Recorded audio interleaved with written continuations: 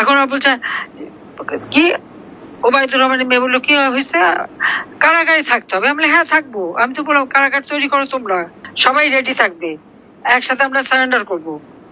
আজকে আমাদের নেতা কর্মীরা 2টা বছর ধরে কারাগারে বন্দী। সকল রাজবন্দীদের মুক্তি দিতে হবে, সমস্ত মামলা প্রত্যাহার করতে হবে।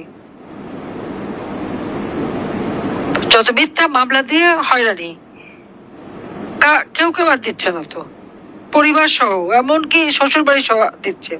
তো এই অবস্থা থেকে মানুষকে বাঁচাতে হবে। আমি সিদ্ধান্ত নিয়েছি এই জন্য যে ঠিক আছে, মরতে তো একদিন হবেই, আর আমি তো বারবার মৃত্যুর মুখ থেকে ফিরে এসেছি, তো মরার আগে তো আমি উঠতে চাই না। আমি বাংলাদেশে যাব।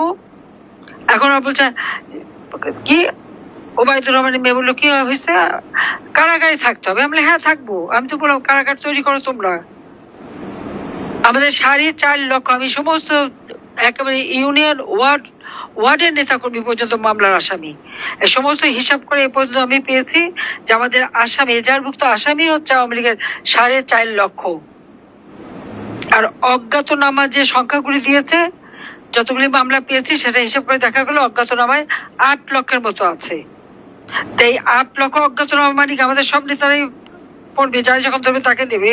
তার মানে এই 8 লক্ষ আর 4.5 লক্ষ সবাই রেডি থাকবে, একসাথে আমরা সারেন্ডার করব। আমরা আইন মেনে চলবো, সারেন্ডার করবো। যদিও এখানে ন্যায় বিচার নাই, আইনের শাসন নাই, যেখানে চিফ জাস্টিস বা জজদেরকে লাঠি সোটা অস্ত্র রামদা চাইনিজ গুড়াল নিয়ে তার বাড়ি আক্রমণ করে, তাকে পদত্যাগ করায়,